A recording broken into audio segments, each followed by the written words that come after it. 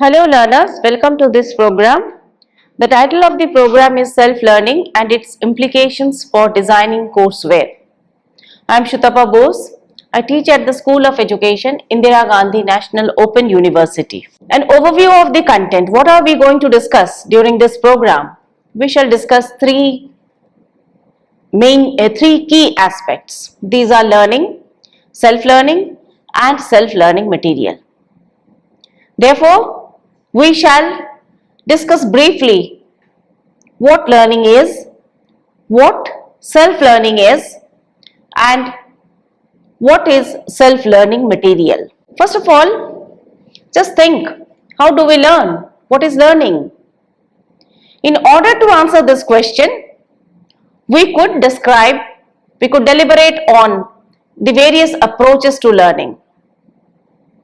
Behaviorism, cognitivism, constructivism, connectionism. These are the four main approaches to learning. Nevertheless, the first three approaches being more popular, being more widely known, we shall restrict ourselves to only the first three approaches, which are behaviorism, cognitivism and constructivism, and what implications these approaches have for development of self-learning material. We shall also deliberate on that. First, coming to behaviorist approach. As per the behaviorist approach, we start with instructional objectives. We decide why to teach, what do my learners need to learn, and this helps us to articulate the instructional objectives. This is followed by planning the inputs that need to be provided in order to attain the instructional objectives. In other words, what should be taught? What sort of learning experiences should be provided so that the instructional objectives can be attained? Therefore, the next stage is planning the inputs. After having taught, we need to determine whether learners have actually learned. What do we do for ascertaining whether our teaching has been effective? We assess learning. This is the simplest way and the surest way of determining whether teaching has been effective. We assess learning. What are the parameters of assessment? What are the reference points? Well, the instructional objectives with which we had begun, which we had set right at the beginning, these objectives would guide the assessment process. And if we find that the instructional objectives have been attained, we would be in a position to declare that, well, learners have indeed learned. We provide reinforcement for helping learners to retain what they have learned, to strengthen learning. How do we do that? We ask learners to carry out many more such exercises that would help them to apply what they have learned. There could be drills, there could be practice sessions. This would reinforce whatever learning has been achieved. What are the implications of behaviorism for SLM development? Well, when we develop a courseware, which we might refer to as self-learning material, we need to articulate the objectives as specifically and as clearly as possible. The greater the clarity of the objectives, the more focused teaching and learning endeavors would be. We could expect teaching learning process which remains on track only if the objectives have been stated in a specific way, in a clear way. Secondly, after stating the objectives, what do we do? As I said, that we need to select the inputs. In other words, we could say that content is developed or it may be procured. But it is important to sequence it logically, keeping in view that learners would be able to learn simpler things first. We place simpler content first Things that would help learners to recall what they already know, what they have already learned, their prior learning. Therefore, content that draws out prior learning experiences should be placed first. And after that, using the prior experiences of learners, we could build on their existing level of understanding by adding more complex content. And this is how the complexity level of the content is enhanced. It is increased gradually, starting with what is already known to learners. And the content is also organized in small segments known as frames. After assessing that learning pertaining to a particular segment has been successful, the learner proceeds to the next frame. And how do we do this? We include assessment exercises. Feedback is provided. The learners look for feedback in order to determine whether they have indeed learned or not. And there is also scope for practice. Therefore, and the entire exercise is carried out keeping in view learners' readiness to learn. Only if she has the requisite prior learning experiences, we would say that the learner is ready to learn. She has readiness. In view of what the learner already knows, we develop the content or we select what is to be taught. Another important implication is contiguity. If you place a graph and a text that requires learners to look at the graph, you would not place the content, the text on page 5 and the graph on page 10. I would like to cite a simpler example, a very simple example. While teaching alphabets, for example, A for apple, the alphabet A and the picture of an apple, both are placed not only on the same page but on the same page at the same place. Why? Why don't we write the alphabet A on page 1 and place the picture of an apple on page 5? We don't do that. That is because contiguity, or placing things together that support each other for learning, would help. Another example. If I say that carry out the following exercise, if this is the instruction, then the exercise has to follow the instruction. The instruction on page 1, the exercise on the second page is meaningless. These two things need to be contiguous. So with this understanding of contiguity, we place instructional interventions that need to be contiguous at the same place without creating any time lag in furnishing these interventions. Now coming to the next approach, cognitivism, and we shall also discuss the implications of cognitivism for courseware development. Unlike behaviorists, cognitivists say that learning is not a mechanical process. It is not just mere trial and error. It is not just merely pairing of stimulus and response, but it involves thinking, meaning making for understanding. And how do learners make meaning? They make meaning while anchoring new learning to past learning.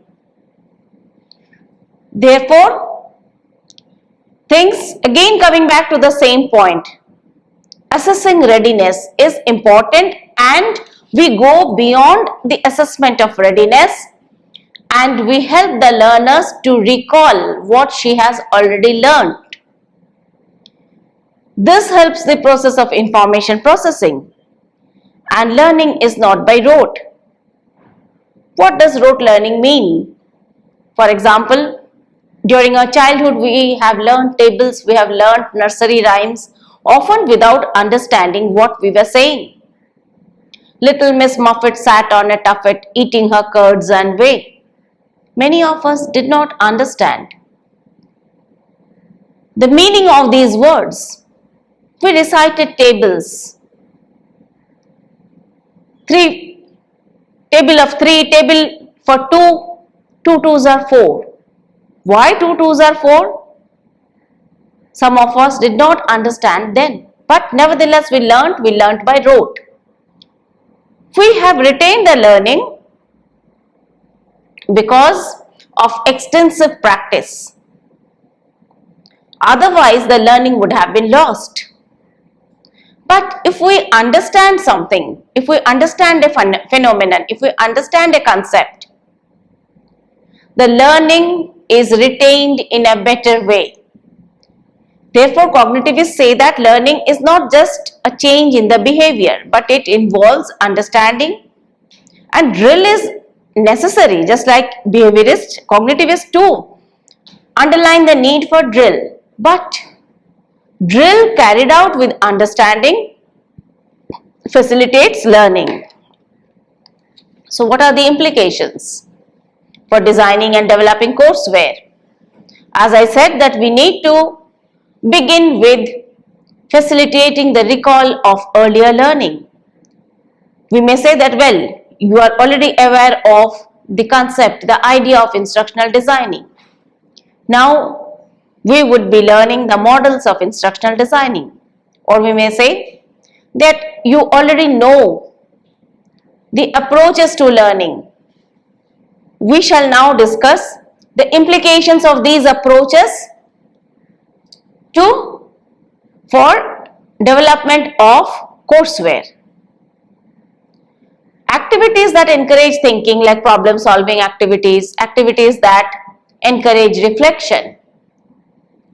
These activities could be included in the exercise instead of mindless drill. And making learners' interest is also important. Until and unless our learners are interested, we would not be in a position to draw their attention. And information processing begins by drawing attention. And this is the reason why we begin in an interesting way a courseware, maybe with questions that make learners curious, by sharing incidents that pose problems. Sometimes we try to make the learners think about or worry about an existing situation. For example, air pollution, the impact it has on our health. When they start worrying, it is implied that they are being attentive. We have been able to draw their attention. Implications of constructivism and what constructivism is. Implications for courseware development. Well, constructivism also says that learning involves thinking, but it says that knowledge is constructed, and it also says that learning should be rooted to past learning, and learning involves meaning making, and it also says that learners should not remain passive, but like cognitivists, constructivists also underline the need for learners being active during the learning process. Therefore, learners' agency in learning is quite important. However, there is one difference. What is it? Constructivists say that there could be multiple realities. That is because learning is meaning making, and meaning is made as per the subjectivities, the values, the thinking of the learners. Therefore, there could be many realities. Someone would say that, well, eating this kind of food is good for health. Some would say that no, we shouldn't eat this kind of food, we should eat something else. So there are multiple realities. Everyone would claim that I am right. The other person would say that no, I am right. How do we accommodate multiple realities? We could include open-ended activities, we could include open-ended questions that encourage reflection. For example, we might ask learners to share their views on the form of governance they think is the best. They may share their views on man versus wildlife, who gets a priority, and the teacher would take into account multiple realities during the assessment process. Therefore, there are no fixed answers. Now coming to self-learning. What is self-learning? Learning, we have already discussed that there are different approaches for explaining learning. In a classroom situation, the teacher is there, or for example, within in our home, when we are learning something from our parents or our family members, or when we are with our friends and we learn something from our peers, there is a teacher, a human being. But what about self-learning? Is learning not possible without a teacher, without the presence of a human teacher? Yes, it is very much possible. When we learn on our own, using content that has been designed and developed in the form of a courseware. Well, a courseware includes a teacher. There is a teacher inbuilt in the courseware who helps us to learn. Just like a teacher in a classroom, the courseware too asks questions, explains, motivates us, tries to sustain our motivation, assesses whether we have learned, and provides feedback. And this is how self-learning is quite possible. But there is one condition. What is it? That we need to develop self-learning material in order to facilitate self-learning. How do we develop self-learning material? We need to keep in mind the factors that influence learning. Only then we would be in a position to develop self-learning material. As I said, that we need to draw attention. That's because we learn only those things to which we pay attention, in which we are interested. That is because information processing begins with paying attention. A learner who is inattentive would not be able to learn. A student who is inattentive is, for example, looking out of the window while the teacher is teaching. She is thinking of something else. She would not be in a position to learn. While developing self-learning material, we need to draw learners' attention, and we have just discussed how to do it by asking questions, by making the learners curious, interest. Well, we do not pay attention to each and every stimulus. For example, if we are at a railway station or at a bus stand, maybe we are surrounded by many people. We don't pay attention to each and everyone who is there with us. But there could be someone who draws our attention, maybe because of the dress, maybe because of her looks, maybe because of her behavior. We get interested in that person and we learn that, well, she has been or she is wearing this kind of dress, she is behaving in this way, and we learn certain things about that person. Whereas for others, we haven't learned anything about those who were quite close to us. Even though they were close to us, we have not learned anything about them, about their behavior, because we were not interested in them. Similarly, therefore, when we design and develop courseware, we need to include content, even images that would be of interest to our learners. If it is for young children, we include examples, images of balloons, toys, candies, toffees, dolls, things like that.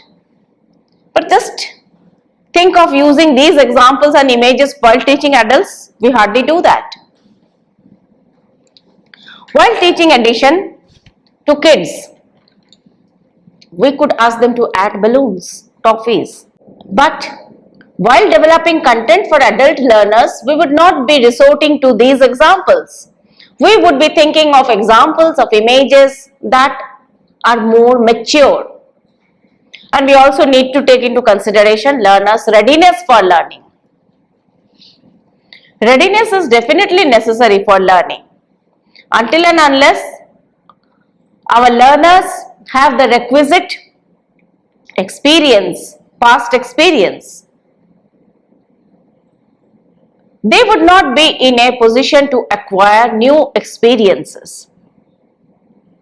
Past experiences which are related and necessary for laying the foundation of the present learning will help in developing readiness to learn something. For example, we can learn about the models of instructional designing only if we are ready for it. How do we develop readiness for it? We develop readiness for it when we are aware of the concept of instructional designing. Similarly, for calculating compound interest, simple interest, we should have the prerequisite basic skills, the understanding of the basic operations which are necessary for making these calculations. Another important thing that influences learning is contiguity. The stimulus and the desired response should be close to each other. If we mention the color pink and show a pink colored flower after a few pages, it will not be helpful. Therefore, we need to place illustrations, captions, graphic, the text designing it as close as possible to each other. Only then the stimulus would be meaningful and learners would be able to attach the desired response to it.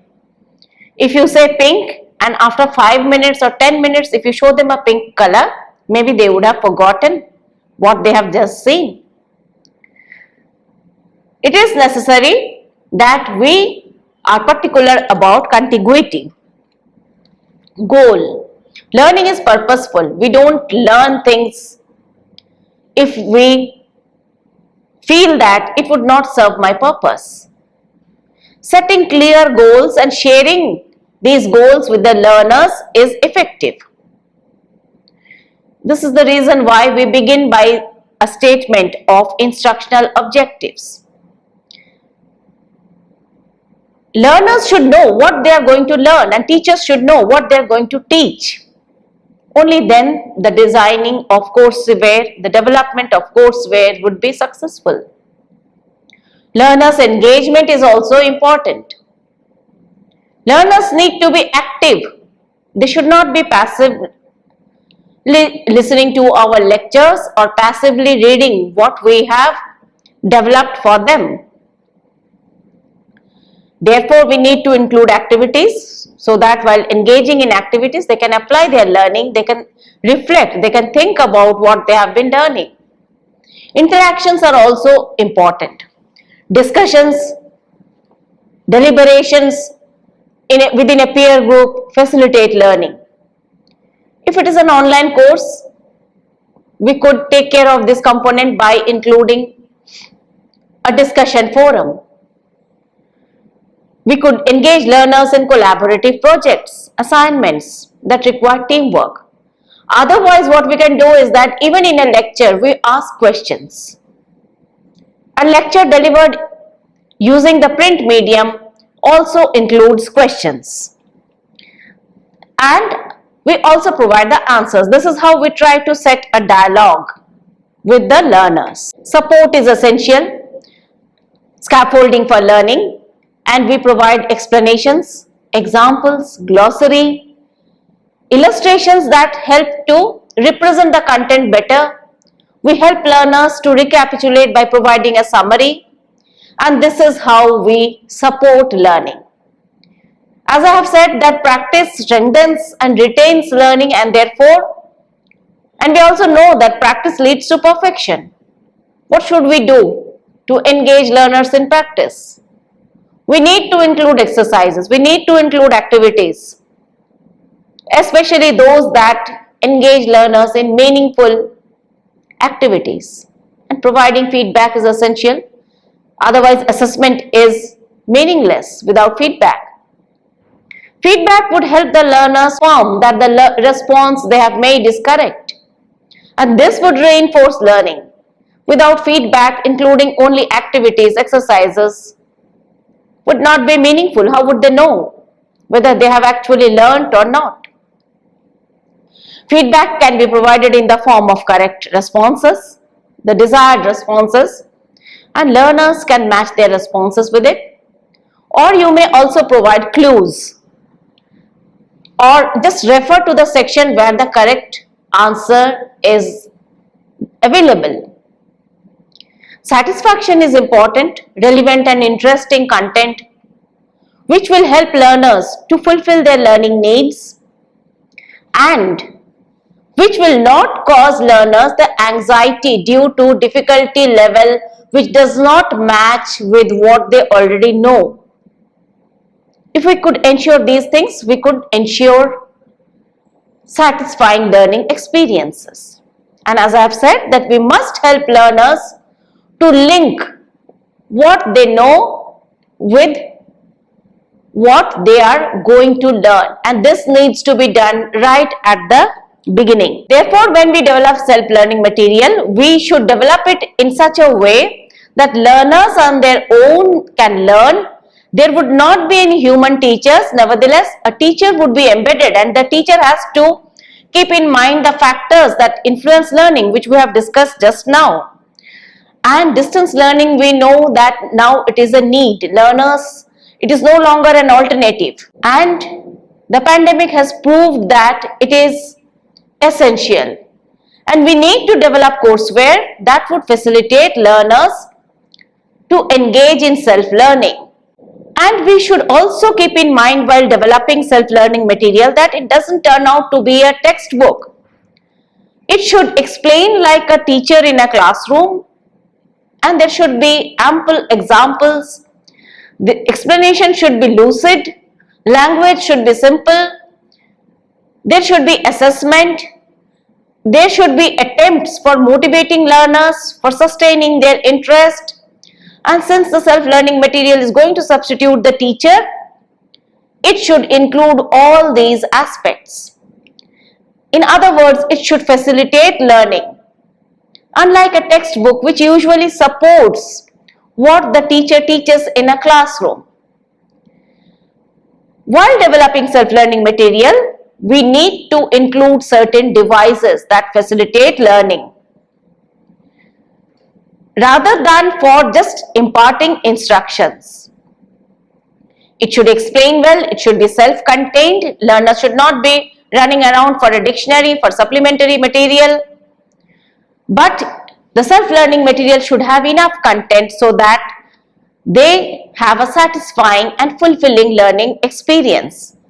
And it is also essential to structure the content into frames, into segments, and sequence these frames.